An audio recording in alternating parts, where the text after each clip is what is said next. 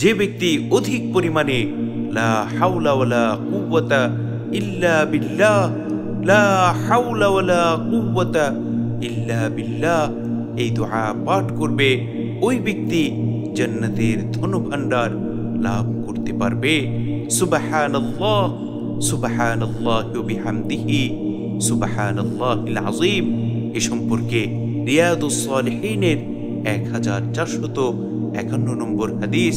হযরত আবু মুসা আশআরী রাদিয়াল্লাহু আনহু বলেন, রাসূল আকরাম সাল্লাল্লাহু আলাইহি ওয়াসাল্লাম একদিন আমাকে বললেন, আলা আদুল্লুকা আলা কানসিন মিন কুনুজিল জান্নাহ।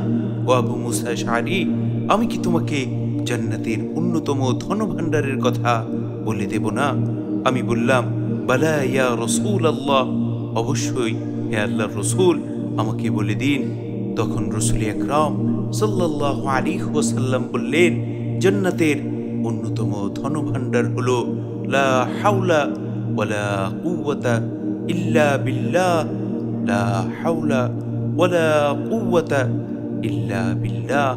কি চমৎকার দোয়া আল্লাহর রাসূল সাল্লাল্লাহু আলাইহি ওয়াসাল্লাম আমাদেরকে শিখিয়ে দিয়েছেন। সুবহানাল্লাহ সুবহানাল্লাহি ওয়া বিহামদিহি সুবহানাল্লাহিল আযীম।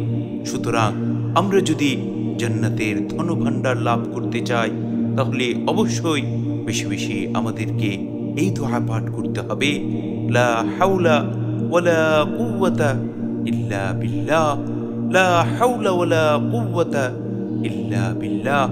এছাড়াও যদি কোনো ব্যক্তি বিপদের সময়ে অধিক পরিমাণে লা হাওলা ওয়ালা কুওয়াতা ইল্লা বিল্লাহ এই দোয়া পাঠ করে, আল্লাহ রাব্বুল আলামিন ওই ব্যক্তিকে অবশ্যই বিপদ থেকে উদ্ধার করবেন। সুবহানাল্লাহ সুবহানাল্লাহি ওয়া বিহামদিহি সুবহানাল্লাহিল আযীম। আল্লাহ রাব্বুল আলামিন আমাদের প্রত্যেককে বেশি বেশি এই জিকির করার তৌফিক দান করুন। আমিন।